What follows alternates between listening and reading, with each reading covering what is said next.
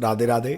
कुंज बिहारी श्री हरदास। आज हम सभी कार्तिक मास महात्म्य की संपूर्ण कथा के अंतर्गत 35वें अध्याय की कथा का श्रवण करेंगे। आज कार्तिक मास का अंतिम दिन है और अंतिम जो अध्याय है वो 35वां अध्याय है, तो उसकी कथा के साथ हम अपनी कथा को भी विश्राम देंगे। आप सब अपना ध्यान बांके बिहारी जी महाराज के युगल श्री चरणों में केंद्रित करें और कथा का आनंद लें। नमः कुंज विहारिण्यै नमः कुंज विहारिणे स्वामी श्री हरदासाय गुरुनाम गुरुवे नमः।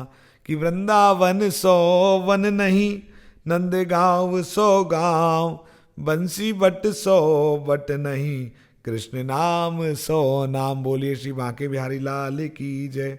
35वां अध्याय। इतनी कथा सुनकर सभी ऋषि सूत जी से बोले, हे सूत जी, अब आप हमें तुलसी विवाह की विधि बताइए। सूत जी बोले, कार्तिक मास के शुक्ल पक्ष की नवमी तिथि को द्वापर युग का आरंभ हुआ है, अतः यह तिथि दान और उपवास में बहुत श्रेष्ठ है। इस तिथि को नवमी से एकादशी तक मनुष्य शास्त्रोक्त विधि से तुलसी के विवाह का उत्सव करे तो उसे कन्यादान का फल प्राप्त होता है। अब मैं इसकी विधि बतलाता हूँ। 1 तोला स्वर्ण की भगवान विष्णु की सुंदर प्रतिमा तैयार कराए अथवा अपनी शक्ति के अनुसार आधे या चौथाई तोले की ही प्रतिमा बनवा लें। फिर तुलसी और भगवान विष्णु की प्रतिमा में प्राण प्रतिष्ठा करके षोडशोपचार से पूजा करें। पहले देशकाल का स्मरण करके गणेश जी का पूजन करें। उसके बाद वेद मंत्रों के उच्चारण और बाजे आधे की ध्वनि के साथ भगवान विष्णु की प्रतिमा को तुलसी जी के निकट लाकर रखें। प्रतिमा को वस्त्रों से आच्छादित करना चाहिए।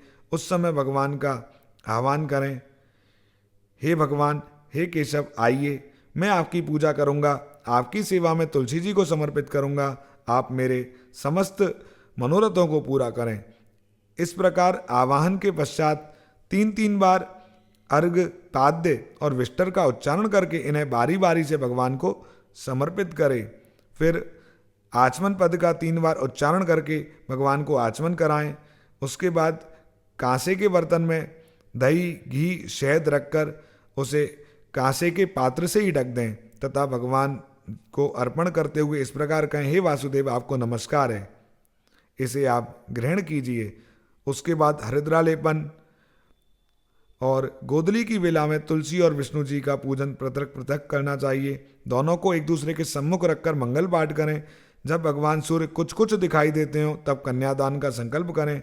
अपने गोत्र और प्रवर का उच्चारण करके 3 पीढ़ियों का भी आवर्तन करें। उसके बाद भगवान से कहें, आदि, मध्य और अंत से रहित त्रिभुवन प्रतिपालक परमेश्वर, इस तुलसी दल को आप विवाह की विधि से ग्रहण करें। यह पार्वती के बीज से प्रकट हुई हैं, वृंदा की भस्म में स्थित रही हैं तथा आदि, मध्य और अंत से शून्य है।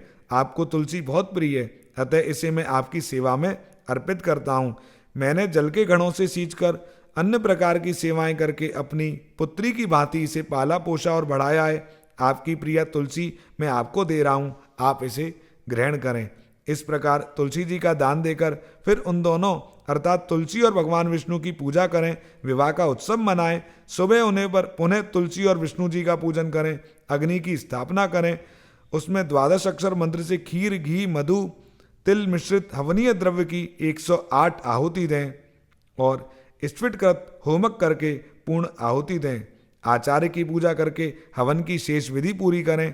उसके बाद भगवान से इस प्रकार प्रार्थना करें, हे प्रभु, आपकी प्रसन्नता के लिए मैंने यह व्रत किया है।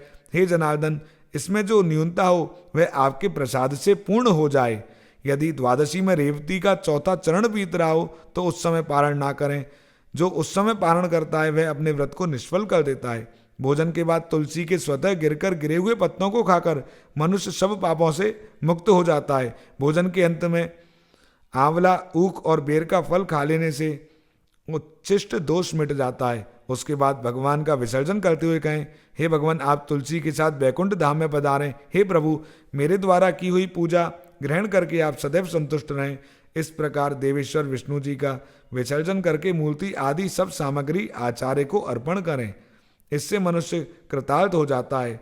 यह विधि सुनकर सूत जी ने ऋषियों से कहा, हे ऋषियों, इस प्रकार जो मनुष्य श्रद्धापूर्वक सत्य, शांति और संतोष को धारण करता है भगवान विष्णु को तुलसी दल समर्पित करता है उसके सभी पाप नष्ट हो जाते हैं और वह संसार के सुखों को भोग कर अंत में विष्णु लोक को प्राप्त करता है। हे ऋषिवरों, यह कार्तिक महात्म सब रोगों और सब पापों का नाश करने वाला है।